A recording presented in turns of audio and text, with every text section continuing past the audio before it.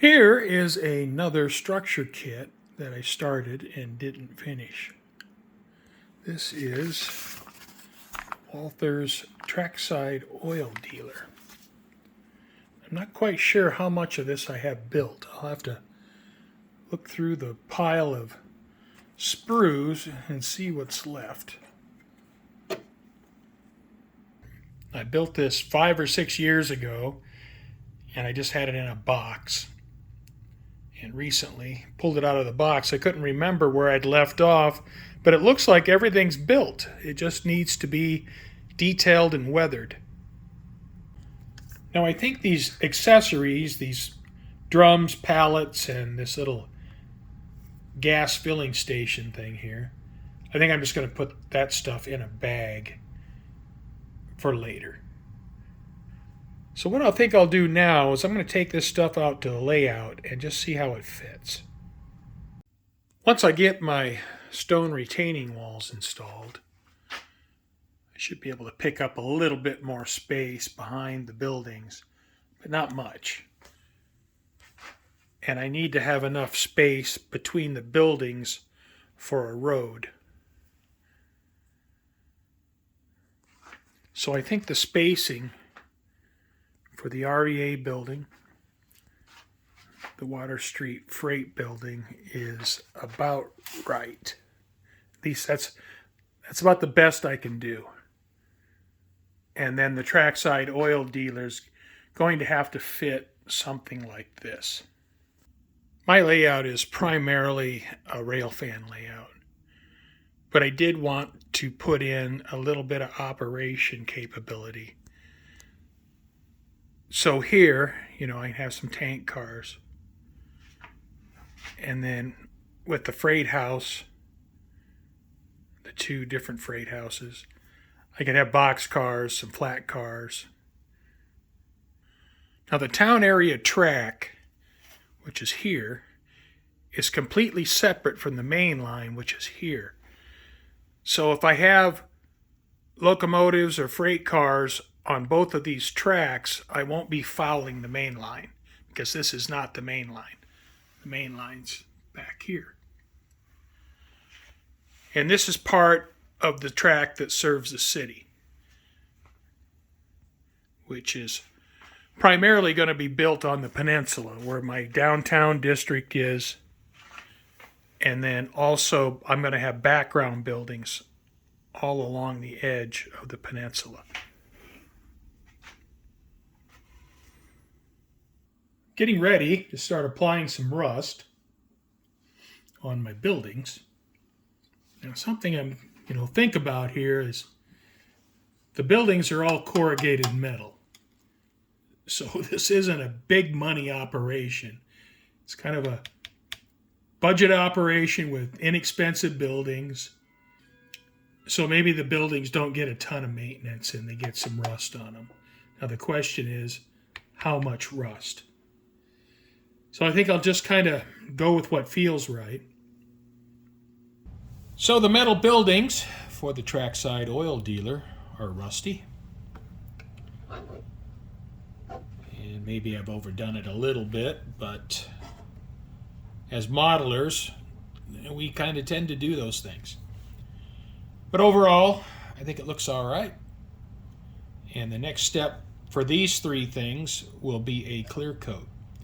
But before I clear coat these buildings, I'm going to apply some rust to the tanks. I have this Walther's McGraw Oil Company kit, and I don't have a place on my layout where I can put this. So what I think I'm going to do is I'm going to piece it out and use it on a couple different buildings. Now what I think I'm going to do is use one or two of these buildings with the Trackside Oil Dealer. And then I may use the tanks with another building.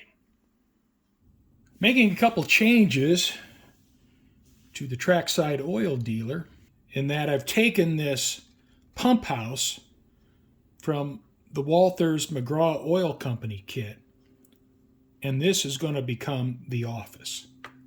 And the office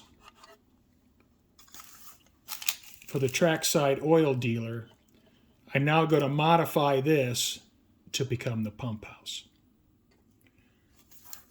So I'm going to get this put together, get it painted, get working on it, and make those changes to my plan. Setting it up this way, I have room for 3 tank cars, and you can see how far my track goes here, and how close it is to the track here. And what I want to do is I ordered a bunch of Woodland Scenics chain link fence. So I want to run chain link fence all the way around this oil dealer. In setting up my oil dealer, I have to make sure I leave enough space for my freight houses. So I have to have space in here for a road, and like I mentioned, I want to have a chain link fence across here. And I'll probably run it up, jog it over, and then run it up to the end.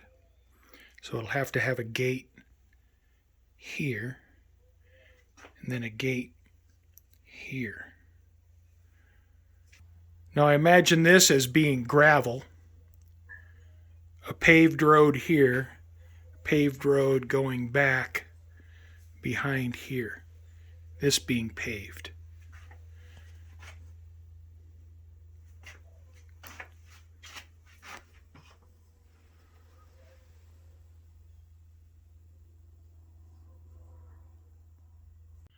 So here I have the 3 structures from the Trackside Oil Dealer. I have this structure from the McGraw Oil Company. And I think I have space right here for the second structure from the McGraw Oil Company kit. Now the tanks I might use with a different building. Obviously they're not going to fit in here. So I can use all those structures. It's going to be busy in here, but I can use them. So I think I'm going to go with this. Now I ordered a Walther's piping kit that I think I'll run some piping along here to the tanks, and then maybe some piping back to that McGraw Oil Company building back here. I don't know yet.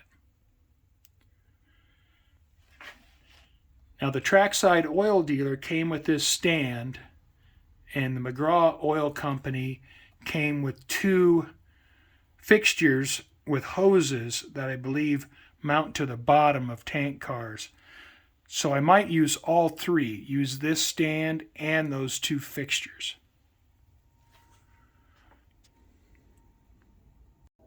Initially I thought I was going to be able to do the Trackside Oil Dealer in one video. Since the kits were built, they just hadn't been weathered. But it's grown in scope, so that's not going to happen. So I think I'll end this video here. I have some parts coming. I need to do all the weathering on the tanks. I added a berm in the bottom. I'm going to fill that with ballast after I get the tanks weathered. I have 2 buildings to finish. I have this one to finish, and I think I'm going to build the second McGraw Oil Company building and put it in here. So I have those to build and finish. I have the chain link fence coming, so I got a lot of work yet to do. I do like how this part of the layout is starting to come to life a bit. I think these 3 industries have about the right spacing where it's full, but it's not too compressed, not too compacted into a small space. I don't think I could add another industry. I think this is all that this section of bench work can handle. Well, that's it for this video. I hope you join me for the next part in the Trackside Oil Dealer project. Thanks again for watching.